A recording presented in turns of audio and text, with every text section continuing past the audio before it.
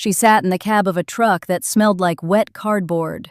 3 days later, a letter arrived, forwarded twice, postmarked from a place Harrow's Point. The lighthouse sat on a granite bluff like something the world forgot. And then she found the door, welded shut from the inside, sealed on. She had nothing left. No house, no savings, no plan. Just a rotting lighthouse at the edge of nowhere and a $1 receipt. But we're getting ahead of ourselves. Let me tell you how she got here. Margot Hollis kneels at the sealed iron door with her hand flat against the weld seams, and the cold bites through her palm like a promise. But that moment is still 14 hours and 42 years away. Right now, Margot is standing on a sidewalk in Bridgeport, Connecticut, at 11:40 at night, staring at garbage bags. Her garbage bags, her clothes, her one good skillet, her mother's ceramic rooster with the chipped beak, all of it piled on the curb like someone died. The locks on the apartment door are new, brass, shiny. The eviction notice is taped at eye level, and the adhesive is still tacky, which means the landlord waited until her shift started and did this while she was gone. 13 months of late rent, final notice served, final notice ignored, final notice enforced. She reaches for the knob anyway. Habit. The key doesn't even slide in. The tarnished brass key on the thin leather cord around her neck. That's not this key. That key is older, and it doesn't open anything she knows about yet. Margot's checking account has $34 in it. She knows this because she checked it on her break 4 hours ago, standing in the hospital basement next to a commercial dryer that runs at 160 degrees and sounds like a jet engine. $34. Her right knee throbs, has throbbed for 3 years since she twisted it hauling wet linens off a belt, and she doesn't have insurance that covers the kind of surgery she actually needs. She's 60 years old, steel gray hair pulled back in a low ponytail, wisps escaping at the temples, faded olive green canvas jacket, frayed left cuff on her jeans. She looks like exactly what the landlord decided she was, someone not worth waiting for. She loads what she can into the bed of the 1998 Ford Ranger. The rest she leaves. What are you going to do? Sue a curb? First night. Hospital parking lot, 3rd row from the back, under a sodium light that buzzes at a frequency designed to make you feel like the last person on Earth. Margot reclines the driver's seat as far as it goes, which is not far. The truck smells like industrial detergent, that sharp, alkaline bite that never washes out of your skin, your hair, the creases of your knuckles. She pulls the canvas jacket tight across her chest and watches her breath fog the windshield. No radio. The battery's not something she can afford to drain. Outside, the orange light turns everything the same sick color. The parking lot, the dumpster, the side entrance where she clocks in at 7 a.m. No one to call. That's the part that settles in around 2 in the morning, when the cold stops being uncomfortable and starts being architectural, like it's building walls around her. Margot has no siblings, no children, no ex-husband because there was never a husband. Her mother died in 2006. Her father left before she could remember his voice. The emergency contact on her hospital badge says none in block capitals, and she filled that out herself, and she didn't hesitate. 3 days pass.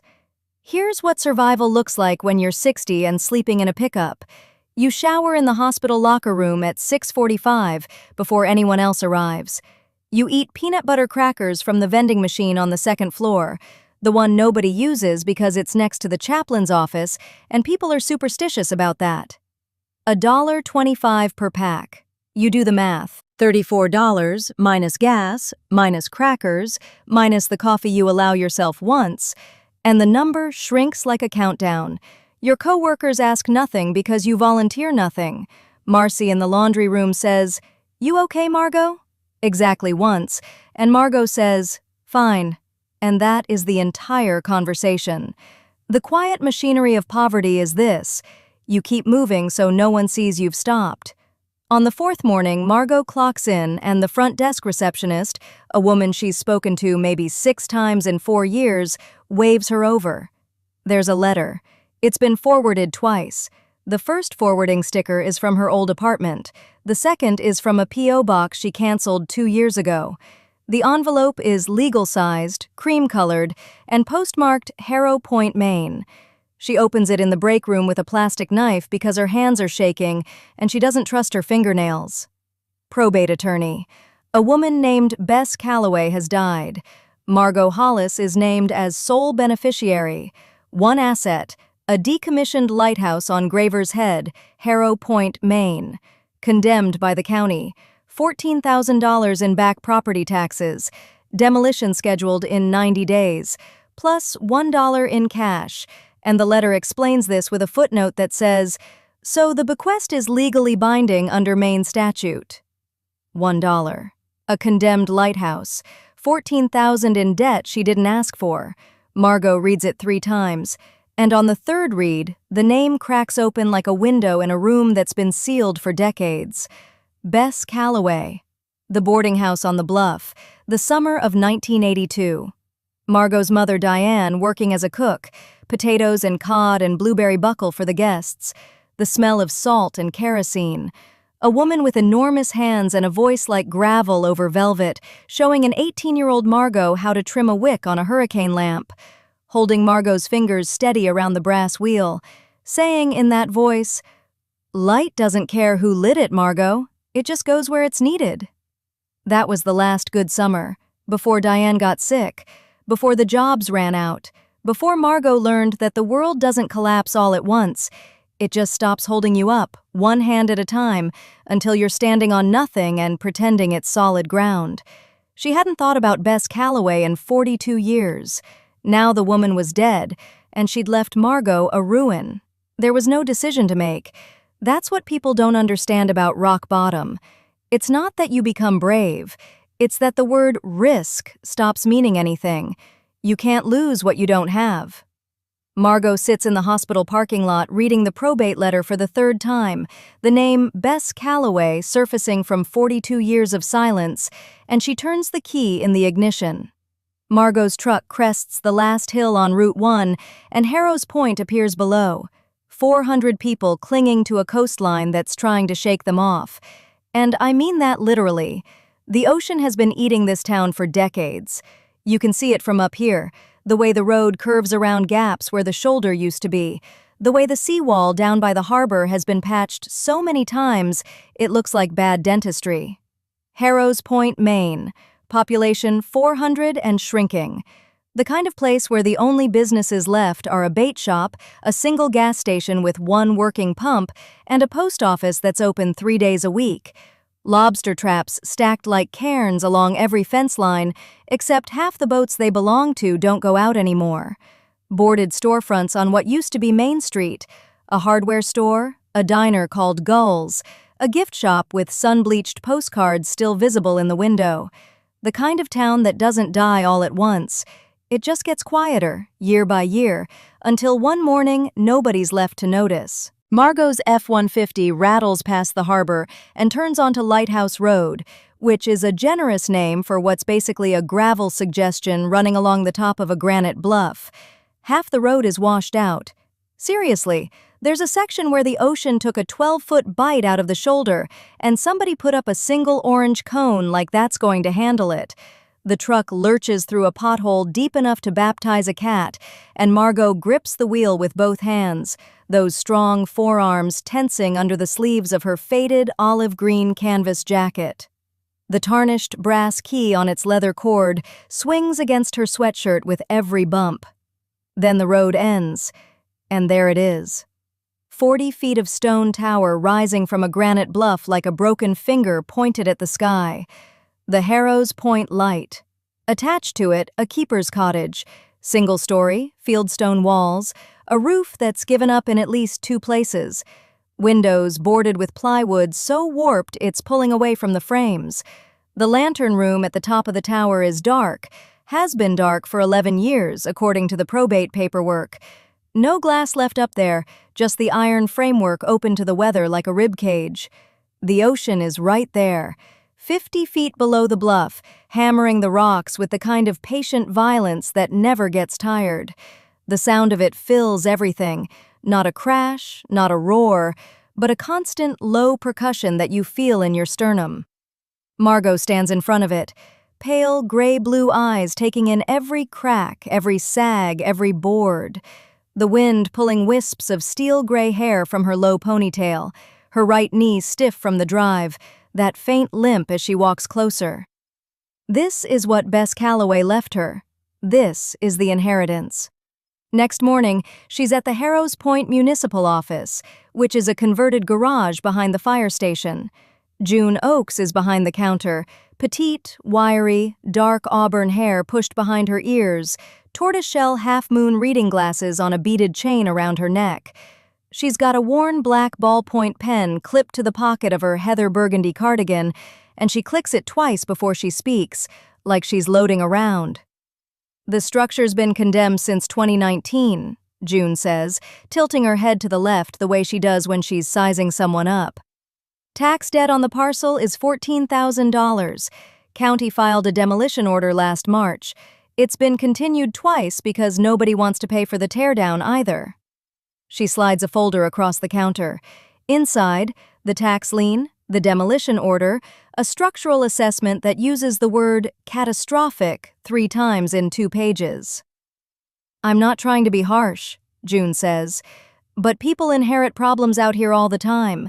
The kindest thing you can do for yourself is understand what this actually is. Margot nods, doesn't argue, takes the folder. She's barely back at the Lighthouse an hour before a charcoal gray Audi pulls up behind her truck, which tells you everything you need to know because nobody in Harrows Point drives a charcoal gray Audi. Out steps Crane Sutterly. Early 50s, sandy brown hair with copper highlights neatly side-parted, thin, gold-rimmed rectangular glasses, a charcoal wool overcoat that costs more than Margot's truck is worth. The slim black leather portfolio tucked under his left arm like it's part of his skeleton. He'd been watching the property, of course he had. Men like Crane always watch the things that look worthless, because worthless things sit on land, and land sits on money. Ms. Hollis. He extends his right hand, gestures with it when she doesn't take it, smooth as a redirect. I represent a development group that's been in conversation with the county about this parcel. I understand you've just inherited a significant headache. He smiles. It's the kind of smile that's been practiced in hotel bathroom mirrors. I'd like to offer you $500 for a quitclaim deed. Clean, simple, done today. You walk away, free of the tax lien, free of the demolition costs, free of all of it. He opens the portfolio, pulls out a single sheet of paper already typed up. Frankly, Ms. Hollis, and I say this with respect, the place is condemned. You're looking at $14,000 in back taxes on a structure the county wants torn down. You don't have the money to save it. Nobody does. $500 is generous for what is, legally speaking, a liability. A liability. That's what he called it. A place where someone lived and kept a light burning for ships in the dark. A liability. Margot looks at the paper, looks at Crane, those pale, gray-blue eyes, deep-set, steady. It's the only thing anyone has ever left me. 7 words. No anger in them, no strategy, just a fact as plain and heavy as the granite under her boots. Crane blinks, recalibrates. I understand sentiment, Ms. Hollis, but sentiment doesn't pay a tax lien. I'm not signing. She turns and walks into the keeper's cottage. Conversation over. That night, Margot sleeps on the stone floor of the cottage in a sleeping bag she bought at a Goodwill in Bangor. No running water. No electricity. The camp stove she carried in sits on what used to be a kitchen counter, next to a gallon jug of water and a tin of instant coffee. Wind comes through gaps in the walls she can fit her fingers into. There's mold on the ceiling and black continents. Broken glass in the corners she swept but didn't get all of. She is 60 years old, sleeping on stone, and she has $211 in a checking account. Margot stands in the keeper's cottage doorway at dusk, sleeping bag unrolled on the floor behind her, looking out at the dark tower and a dog, a brindle mutt, ribs showing, walks out of the scrub grass and sits 3 feet from her boots, watching her with calm brown eyes. The dog was there the next morning, curled against the cottage door like it had been waiting for someone to come back. Margot almost stepped on it. She opened the door with her sleeping bag still creased across her shoulders like a shawl, and there it was, brindle coat pressed against the threshold, ribs still showing, those calm brown eyes looking up at her like she was late. Not scared, not begging, just waiting, the way animals wait when they've already decided something about you that you haven't figured out yet. She sat down on the stone step. The dog didn't move. She held out the back of her hand, knuckles down, and the mutt leaned its head forward and pressed its nose into her fingers. Warm breath. One slow exhale. That was it. That was the whole negotiation. She named it Wick, after the lamp wicks Bess Calloway taught her to trim when she was small. One of those memories that lived in her hands more than her head. The pinch, the pull, the careful cut so the flame burned even. Margot couldn't remember Bess's face from those years. Not really, but she remembered the wicks. And now this dog, lean and patient and trusting her before any human on this coast had bothered to try. Wick followed her everywhere. Into the cottage, around the overgrown path to the bluff, down to the base of the tower where Margot started working that first full morning, hauling debris out piece by piece. Wick sat at the edge of the clearing and watched her like a foreman. The work was brutal. Rotten wood came apart in her hands, soft and black with decades of moisture. Broken glass from old storm windows had to be picked out of the weeds by feel. She cut her palm twice before noon. The brass key on its leather cord swung against her chest every time she bent to lift something, and her right knee screamed at her on every third step. That faint limp she'd carried for years turned into a real one by afternoon. She worked anyway. What else was she going to do? Go back to the $211 in her checking account and the apartment she couldn't afford past February? She hauled out 14 loads of junk that first day, 11 the second. Broken lobster traps, a collapsed wooden shelf unit, canvas tarps so rotted they dissolved at the touch. The base of the tower slowly revealed itself. Stone walls, solid and dry, a circular floor maybe 15 feet across. And on the third night, as the last light bled out of the sky and Wick pressed against her boot, Margot's lantern swept across something she hadn't seen before. An iron door. Set into the inner wall at the base of the tower, half hidden behind the last pile of debris. Low, maybe 5 feet tall, with a heavy frame bolted into the stone. She pulled the last boards away and ran her hand along the edge. Not rusted shut, welded shut. Thick beads of old weld metal sealed the door to the frame on 3 sides, deliberate and methodical. Someone had closed this room and made damn sure it stayed closed. The welds were decades old, oxidized to a dull gray, but the work was intentional. Careful, even. This wasn't damage. This was a decision. Someone wanted this room sealed. From the inside. Margot pressed her palm flat against the iron. Cold. She stood there a long time. The next morning, she walked into town. Not the tourist stretch with the ice cream shops and the whale-watching signs. The other end, where the working docks were. She asked at the bait shop. She asked at the fuel dock. Most people looked at her the way you'd look at a stray cat on your porch. Not hostile, just uninterested. The woman from the gas station had already spread the word. Margot Hollis, the one who inherited Bess Calloway's wreck. 60 years old, showed up with a sleeping bag and a limp. Good luck with that. Alton Greaves was mending a net on the deck of a 30-foot trawler when she found him. Tall, lean, silver-white hair cropped close, that neat mustache trimmed short above his lip. His hands were enormous and moved with a patience that made everything around him seem rushed. He looked up when she approached, and the small dark freckle on his right cheekbone caught the light. She told him about the door. He didn't ask why she wanted it open, didn't ask what she expected to find. He just nodded, slow and deliberate the way he did everything, unfolded his arms and said he had a cutting torch she could borrow. That's it.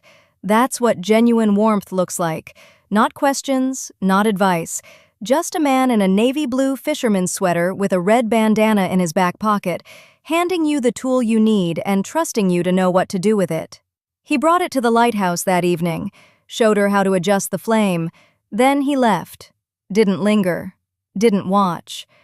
Alton Greaves understood something most people never learn, that some doors are private, even when someone else lends you the torch. Margot cut the welds at 11 o'clock that night. Sparks kicked off the iron and died in the dark. The heat built against her face, her work jacket sleeves rolled to the elbows, those strong forearms steady as she traced the seam. Wick sat 10 feet back, ears flat, watching the bright line crawl. One side, 2, 3. The last bead of weld gave way with a sound like a bone cracking, and the door shifted a quarter inch in its frame. She killed the torch, pulled on the handle. The door swung open heavy and slow, and the smell hit her first. Old paper, salt air, something faintly like dried lavender. Her battery lantern swept into the darkness, floor to ceiling, journals, logbooks, handmade ledgers with cloth covers stacked in columns against every wall. 50 years of them. Margot stepped inside and the lantern light caught spines marked with years. 1971, 1972, 1973, all the way forward. Bess Calloway's handwriting on every one. Every winter, Bess had taken in people who had nowhere else. Elderly fishermen whose bodies gave out before their pride did. Women leaving bad situations with nothing but what they could carry. People the county forgot, the state ignored, the world stepped over. She housed them here, fed them from a garden on the lee side of the bluff, and she recorded every single person. Names, dates, what they needed, where they went when they were strong enough to go. Hundreds of entries, hundreds of lives. A hand-drawn map pinned to the far wall showed improvements. Root cellar, rain catchment system, greenhouse foundation. Bess had designed this lighthouse to be self-sustaining for people with nothing. A system. A quiet, invisible, decades-long system of mercy that nobody in town ever knew about. And on the last page of the last journal, in shaking handwriting that barely held the line, Margot, your mother was the first person I ever took in. Winter of 1979. You were 4. You won't remember. She made me promise to keep a light on. I have. Now it's yours. Margot sits on the cold stone floor of the sealed room, surrounded by 50 years of journals stacked to the ceiling, and opens the last one, the one with her name on the final page. Margot read that final page 3 times before she understood what it meant. Not just the words, but the weight of 50 years of keeping a promise nobody asked you to keep. The entry was dated June 14, 1979. Winter had broken by then, but barely. And the handwriting, Bess's handwriting, that same cramped, deliberate script that filled every one of these journals, laid it out plain as a grocery list. Helen Hollis. Arrived January 9, 1979. 4 months pregnant when she came. Daughter born here, March 22nd. Named her Margot. Helen stayed 11 months. Cough turned to pneumonia December of 79. I promised her I would watch. I promised her the girl would have a place if she ever needed one. Margot's mother had been one of Bess's people, someone with nowhere left to go. She sat there on that cold stone floor, the tarnished brass key resting against her heather gray sweatshirt, and she did the math. She'd been 4 years old. No, not even. She'd been an infant, born in this lighthouse. Born in a room she couldn't remember, to a woman she barely could. And Bess had watched. Not from up close, not as family, not as anything Margot would have recognized. From a distance, for decades. The kind of watching that looks like nothing from the outside. The bequest wasn't random. It wasn't some old woman's senility or a clerical error the family could laugh about over Thanksgiving. It was the final act of a promise made to a dying woman in 1979, kept in silence for 45 years. That silence hit different than the discovery itself. Margot closed the journal, opened the one before it, then the one before that. She didn't sleep that night. She read by the light of a battery lantern Alton had left her, and what she found wasn't a scrapbook or a diary. It was a system. Each entry followed the same format. A name, a date of arrival, the need, Eviction, illness, domestic situation, job loss, sometimes just the word alone. Then an outcome. Where they went, what Bess arranged, who she called, how much it cost, down to the cent. One entry. Gerald Foss. Arrived August 3, 1986. Diabetic, no insurance. Arranged care through Dr. Paulson, $3,200 over 14 months. Gerald moved to his sister's in Ellsworth, February 1988. Another. Donna Whitfield, November 1994. 2 suitcases, stayed 9 months. Brokered apartment deposit, $475. Employment through Harmon's Cannery. Page after page, year after year. This wasn't charity. Charity is a check you write and forget. This was infrastructure. Bess built a system the way an engineer builds a bridge, load-bearing, redundant, designed to outlast her. The journals filled 11 crates. Margot counted, 237 names across 5 decades. Morning came gray and salt-soaked. She climbed out of the sealed room with 3 journals under her arm and found Alton already on the roof, his navy blue fisherman's sweater dark with mist, his large, weathered hands prying up rotted shingles with a flat bar. He didn't ask what she'd found. He just looked at her face and nodded, the small, dark freckle on his right cheekbone catching the early light, and said, "How bad's the roof from underneath?" "Bad," Margot said, "but the bones are good." They started that week. Bess had left hand-drawn maps of the lighthouse and the keeper's cottage.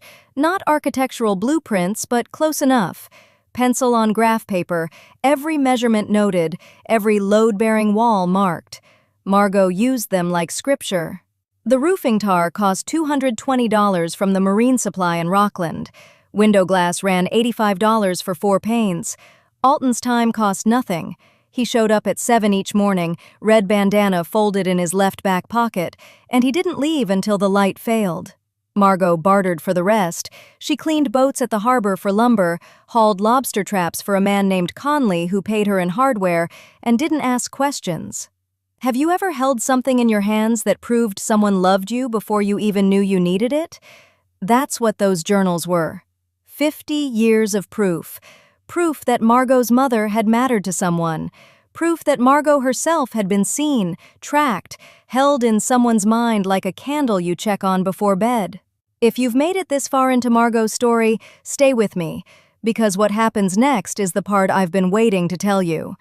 June Oakes came to the lighthouse on a Tuesday. She parked her sedan at the bottom of the hill and walked up in her low brown ankle boots, tortoiseshell half-moon glasses bouncing on their beaded chain, the worn black ballpoint pen clipped to her burgundy cardigan pocket like always. Her expression said she was here on county business and nothing more. Margot handed her photocopied pages from the journals without a word. June read them standing up, turning pages with her thin, dark eyebrows slowly climbing her forehead. She read for 20 minutes.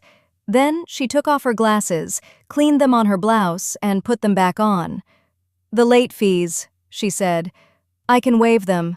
Delinquent penalties, too. That drops the tax debt from $14,000 to $8,200.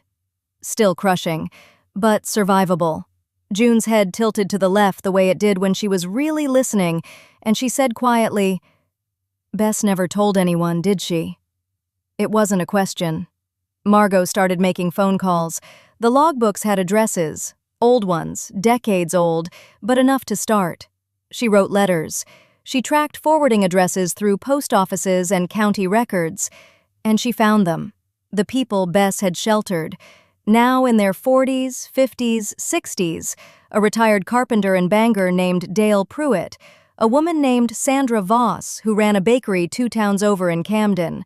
They remembered. Every single one of them remembered Bess. They came back. Dale drove down in a truck loaded with tools. Sandra brought sheet pans of bread and casseroles enough to feed a crew. Alton replaced the plumbing, his long, ropey arms reaching into wall cavities with a wrench, while Margot held the flashlight. Dale reframed the doorways, planing wood with a hand that hadn't forgotten how. Sandra fed them all at a folding table on the porch, while the wind came off the Atlantic like it owned the place. The keeper's cottage began to transform, not into something new, into what Bess had always built it to be, a place for people who have run out of places. The retired carpenter sets down his tool belt on the cottage porch and says, "Bess took me in the winter of '91. I was 23 and I had nothing. Tell me where to start." Margot hands him a hammer. Crane Sutterly had been watching the lighthouse from town like a man watching a stock ticker he couldn't control. And that's exactly what it was to him. A stock. An asset. A number on a spreadsheet that kept refusing to behave. He'd been patient. He'd been civil. He'd let the woman poke around in the ruin, let her play house with her dog and her dead woman's journals. He figured time and reality would do his work for him, that she'd get cold, get tired, get smart, and come to him with her hand out. But then a carpenter showed up. And then another truck. And then someone dropped off lumber. So Crane Sutterly stopped waiting. 3 days after that first hammer swung on the cottage porch, a formal complaint landed on the desk of the Cardin County Code Enforcement Office, typed, bound, tabbed with colored flags. The complaint cited the existing condemnation order on the lighthouse and all associated structures, argued that human habitation of a condemned property constituted a public safety hazard under state statute 19-4-302, and requested immediate enforcement, including removal of the occupant. It referenced the county's own inspection report from 2019. It included photographs, recent ones, taken from the road with a long lens. Margot's truck in the drive, smoke from the cottage chimney, a woman's silhouette in a window that was supposed to be boarded. The man had been preparing this for months, maybe longer.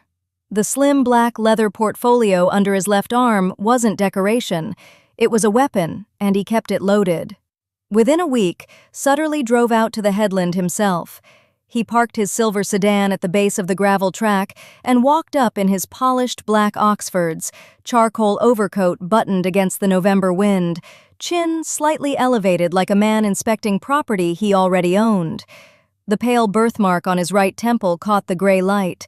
His hazel-green eyes moved across the cottage, the scaffolding, the fresh lumber stacked against the porch rail, and you could see the math running behind those thin, gold-rimmed glasses. He found Margot around back, splitting kindling. Her olive-green canvas jacket was dark with sweat at the shoulders.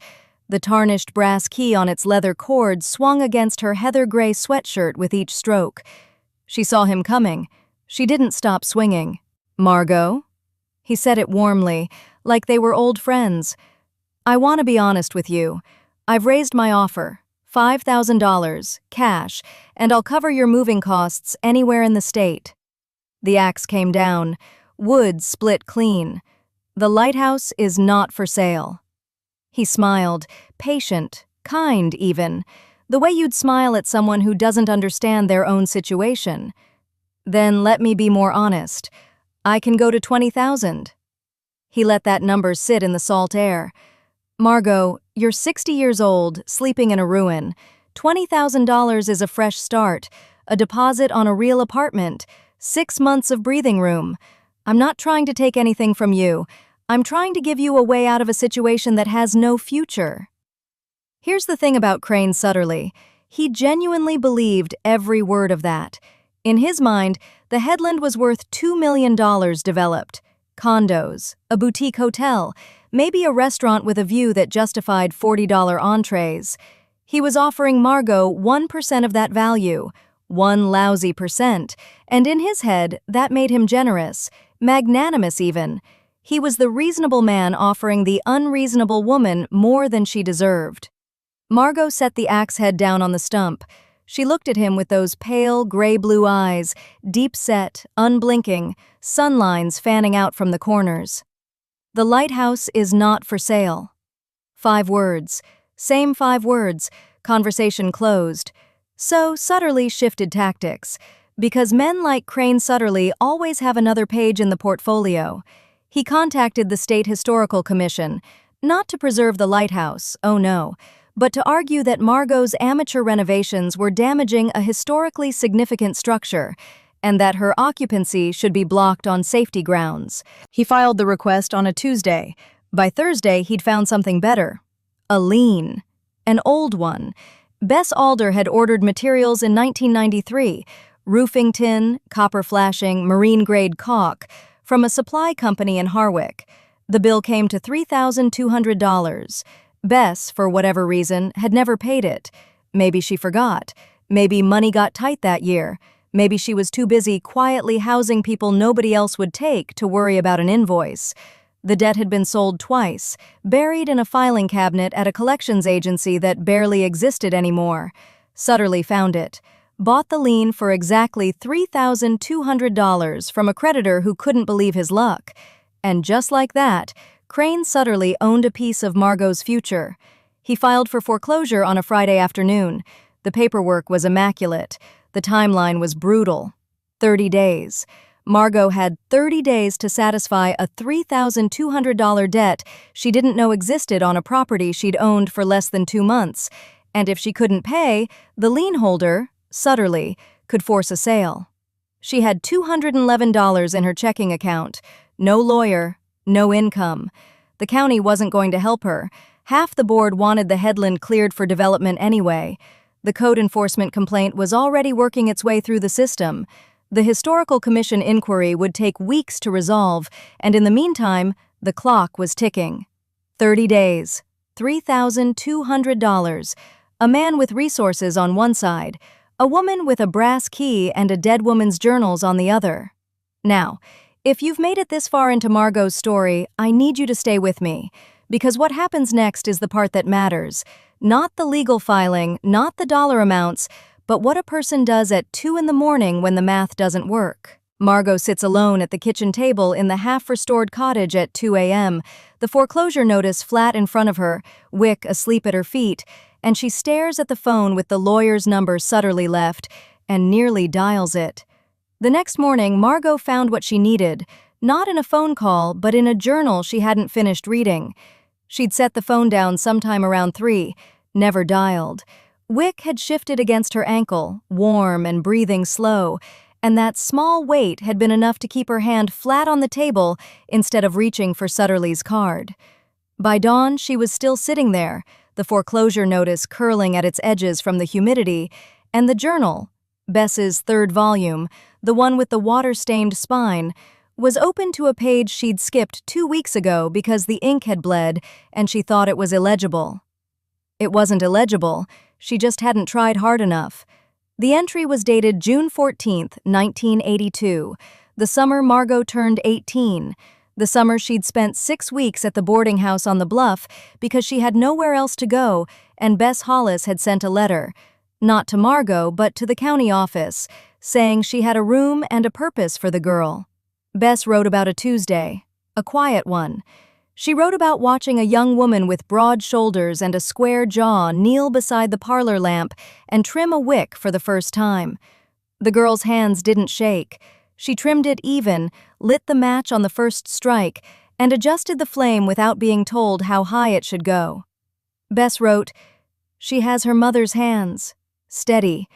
She'll come back someday, I don't know when, but the lamp will be here." Margot read it twice, then a third time. Her pale gray-blue eyes blurred, and she pressed the heel of her hand against them, hard, until the pressure steadied her. The tarnished brass key on its leather cord shifted against her sweatshirt as she breathed. The doubt didn't fade. It burned away, like a wick catching. She closed the journal, stood up. Wick raised his head from the floor, ears forward, and Margot said out loud, to nobody and to Bess and to the whole damn bluff, "I'm not signing." By 9 that morning, she was at Alton's door. He answered in his navy blue fisherman's sweater, the red bandana already folded into his left back pocket, his large, weathered hands wrapped around a mug of black coffee. She told him about the foreclosure deadline, told him about the lien, told him every number, the $14,000 appraisal, the 6 weeks they had left, the fact that Sutterly's people had already filed. Alton listened. He didn't interrupt. When she finished, he set his mug on the porch railing and said, "Historic landmark status." 1 sentence, that's all it took. Here's how it works. A property designated as a historic landmark by the county commission gets transferred into a public trust. can't be demolished, can't be developed, can't be foreclosed on by a private lien holder because the property is no longer private, it belongs to the public record. The lien doesn't attach to a landmark, it attaches to nothing. But the application requires proof. Not sentiment, not stories. Proof of continuous community use spanning decades. Exposed utility, documented service, names and dates and outcomes that show the property functioned as a community institution and not just a building where one woman happened to live. Margot looked at Alton. Alton looked at Margot. And they both looked at the stack of journals and logbooks piled on Margot's passenger seat. Because Bess's journals were not just a memorial, they were a legal instrument. 50 years of documented community service. Every family sheltered, every meal provided, every surgery funded, every cottage repaired, logged in Bess's careful hand with names, dates, dollar amounts, and outcomes. The logbooks cross-referenced the journals. The hand-drawn maps showed infrastructure built specifically for community care. The root cellar converted to a food pantry in '68. The East Cottage winterized for elderly residents in '74. The water line extended to serve 3 neighboring properties in '81. This wasn't a house. This was an institution that had operated for half a century without a sign, without a board, without a single grant application. And every page of proof was sitting in Margot's car. She filed the application on a Thursday, included every journal, every logbook, every hand-drawn map, and she included letters from the carpenter who'd shown up with a truckload of cedar, from the bakery woman who'd brought bread every week since October, from 11 other people in Harrows Point who had come forward after the cottage reopened, people Bess had helped or housed or quietly funded through the worst years of their lives. Each letter notarized, each one specific, each one a name Bess had written down decades ago, now writing back. The county hearing was scheduled for a Tuesday, 14 days before Sutterly's foreclosure deadline. If you've made it this far into Margot's story, hit subscribe, because what happened in that hearing room is the part I've been waiting to tell you. The bakery woman spoke first. Her name was Delia Marsh, and she stood at the microphone with flowers still under her fingernails and told the commission that in the winter of 1994 she had nothing. No home, no income, no family within 400 miles. Bess Hollis took her in, fed her, gave her the East Cottage for 5 months and never asked for $1. Delia's voice cracked once and she kept going. The carpenter brought photographs. The cottage as it was in 1989. People gathered around the long table, faces lit by the window, a pot of something steaming at the center. He laid the photographs on the commission table without a word and stepped back. June Oakes read a statement. She stood with her tortoiseshell reading glasses low on her nose, the worn black ballpoint pen clipped to her burgundy cardigan, and she read in her careful, measured voice a summary of the documentary evidence, the scope of Bess Hollis's operation, the financial records, the exposed scale of 50 years of invisible generosity. When she finished, she looked at the commission chair and said, "This property is not in question. The record is." The room was full, not packed, full. People who were helped, people whose parents were helped, people who simply understood what had been built on that bluff and what it meant to lose it. The Historical Commission granted provisional landmark status that afternoon, 1 day before Sutterly's foreclosure deadline. The designation transferred the property into a public trust. The lien was invalidated.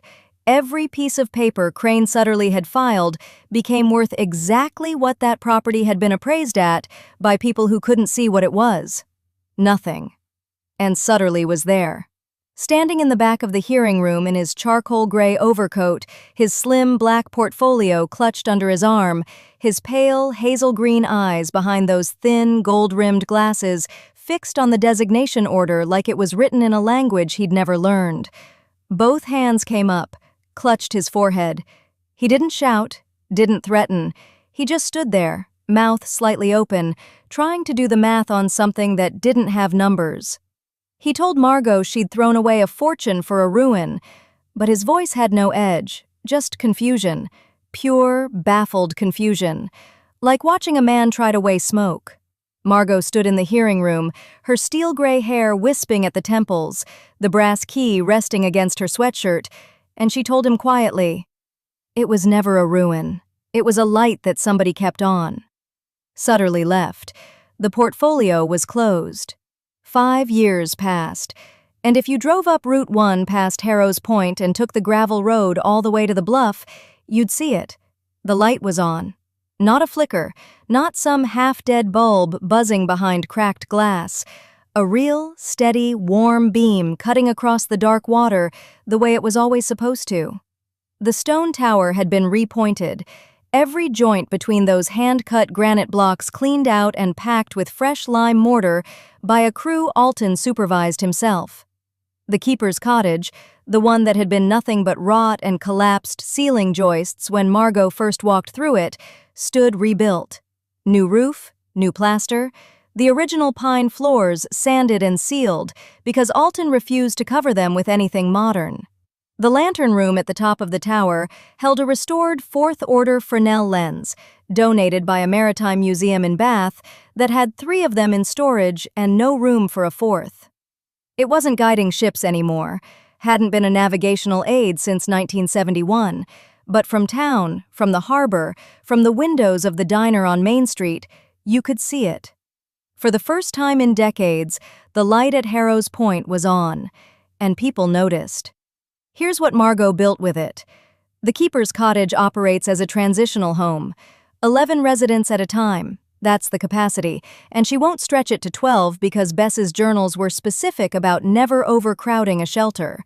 11 beds, 11 people, all of them elderly, all of them facing eviction or displacement, or the kind of quiet catastrophe that happens when you're 73 and your landlord sells the building and nobody in your family picks up the phone.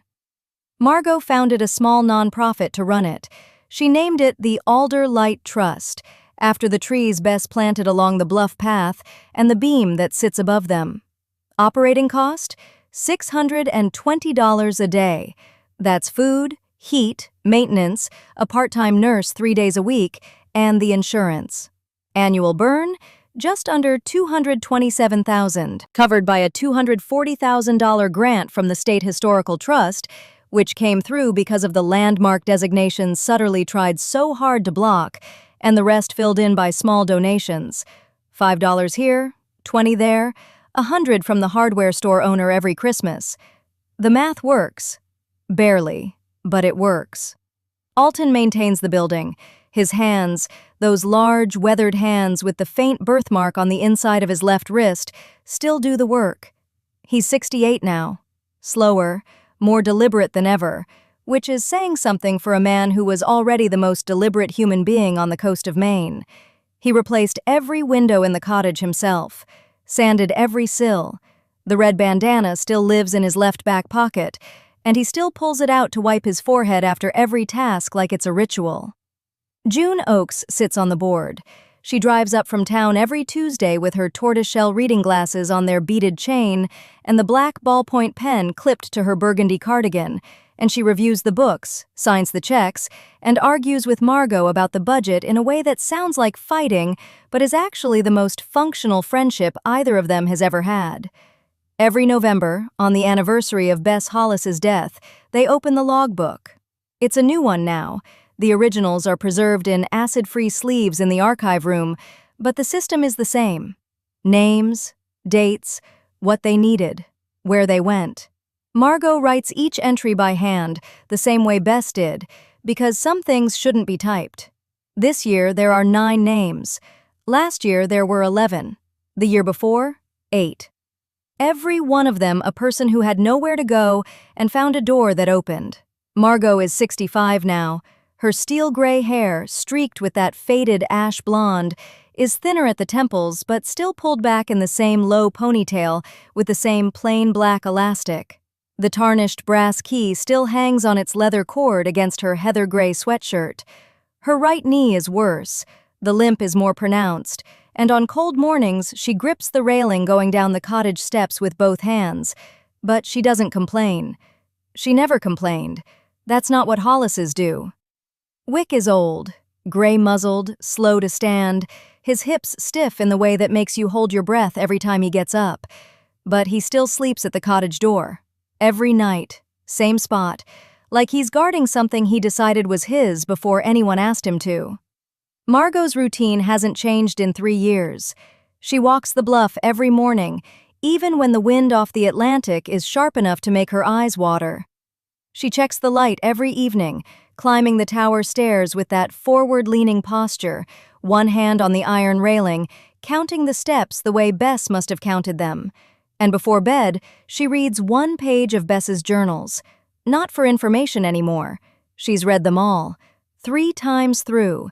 She reads them now for company, for the sound of her aunt's voice in her head, steady and specific and warm, in that way that never asked for anything back.